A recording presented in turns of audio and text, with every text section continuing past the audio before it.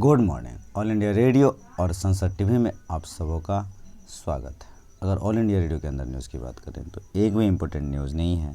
Next बात की गई है UDISC प्लस के बारे में डिस्कस करेंगे। तो चलिए डिस्कशन स्टार्ट करते हैं। पहली न्यूज़ जो है हमारे पास unified district UD, unified D से डिस्ट्रिक्ट, I से इंफॉर्मेशन और S से unified district information system education for plus. मैंने क्या बोला? Unified district information system education for plus. ये जो है एक रिपोर्ट निकाला है। किसने? मिनिस्ट्री ऑफ एजुकेशन ने। मतलब सवाल बनता है किसने निकाला है? UDISC। क्या कहा, नहीं कहा? देखो सिंपल यहाँ पर बात करें तो भारतीय शिक्षा प्रणाली 15 लाख स्कूल, 95 लाख शिक्षक और विभिन्न सामाजिक आर्थिक पृष्ठभूमि से 26.5 करोड़ छात्रों के साथ दुनिया की सबसे बड़ी शिक्षा प्रणाली में से एक है। और इस रिपोर्ट में कहा गया है कि प्राथमिक से उच्चतर और स्कूलों में कुल 25 करोड़ 57 लाख छात्रों का नामांकन हुआ। देखो इसको अगर और अच्छे से समझें तो छोटी छोटी बातें हैं, आप किसी आंसर के अंदर यूज़ कर सकते हो। मिनिस्ट्री ऑफ एजुकेशन ने UIDA प्लस रिपोर्ट जारी की। पहला बात तो यही है।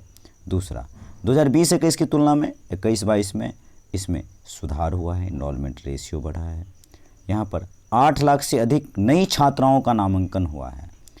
नेक्स्ट, भारत का शिक्षा तंत्र दुनिया की सबसे बड़ी व्यवस्था में से एक है। ये तो पहले ही कहा हमने।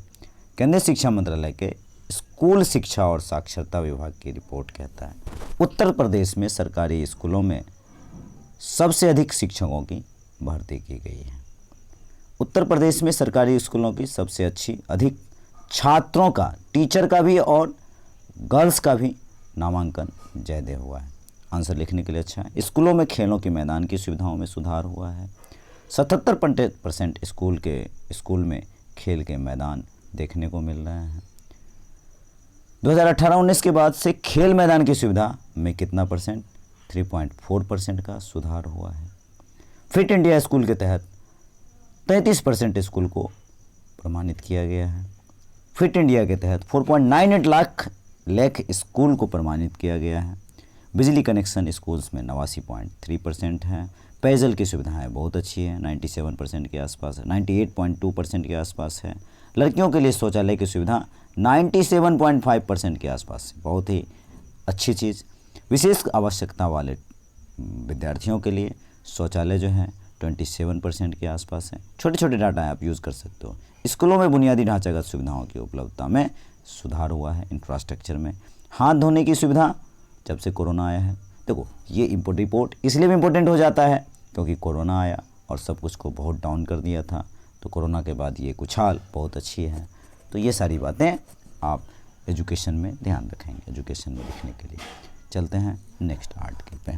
श्रीमन नारायण अग्रवाल, ये संविधान सभा के एक बंदे हैं।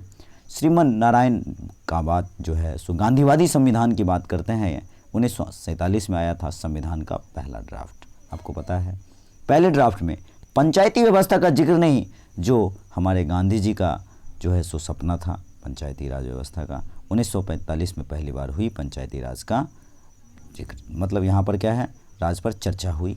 जब जिक्र नहीं था तो बात आई, तो चर्चा हुई। और श्रीमन नारायण का गांधीवादी संविधान डॉक्टर राजेंद्र प्रसाद ने VN राव से किया था सवाल। डॉक्टर राजेंद्र प्रसाद ने VN राव से सवाल किया, भाई ऐसा क्यों है? तो यहाँ पे ये भी आश्चर्य हो गए थे। तो इसकी बात की गई तो बदलने पर बहुत असमर्थता जताई थी। तो यहाँ पर क्या हुआ, संविधान के बारे में, पंचायती राज के बारे में राजेंद्र प्रसाद कहते हैं संविधान को गांव से शुरू करके केंद्र तक पहुंचाना चाहिए। गांव से शुरू करके केंद्र तक पहुंचाना चाहिए। इस देश में आज तक गांव की बुनियादी इकाई रहे और आगे भी रहेंगे। ये बात कौन कहते हैं? राजेंद्र प्रसाद कहते हैं। सभा की बात गांव की, मतलब ये गांव में किस तरह से विभाग, गांव के लोगों का विकास किस तरह से हो। तो हमने DPSP के अंदर, भारत के नीति निर्देशक तत्व के अंदर, आर्टिकल नंबर 40 के अंदर क्या जोड़ा, हमने पंचायती राज व्यवस्था की व्यवस्था की। हालांकि 73rd अमेंडमेंट 1992 में हमने क्या किया, इसको प्रारूप में ले लिया, बहुत वक्त लग गया। तो श्रीमन नारायण और गांधीवादी संविधान जो यहाँ पर है एक Gandhian constitution for free India इन्होंने लिखा। ये बहुत ही ज़्यादा 60 पन्नों और 22 अध्यायों में लिखा गया था किसी आंसर के अंदर कि किस तरह से पंचायती राज व्यवस्था का विकास हुआ। ग्राम पंचायत को राजनीति की बुनियादी इकाई के रूप में रखा गया था, ये बात भी आपको ध्यान रखना है। मूलभूत अधिकार की बात हो या कर्तव्य ड्यूटी की बात हो, आंचलिक सरकार, केंद्र सरकार और न्यायपालिका पर इन सब में जोर दिया गया था। गांधी जी का जो सपना था यहाँ पर जो हम स्वशासन करें वो परिपूर्ण होता दिखता आ रहा है। ये हमारा कॉन्स्टिट्यूशन ऑफ इंडिया का एक झलक आ रहा है सीरीज। तो आज के डिस्कशन में इतना ही था। Thank you.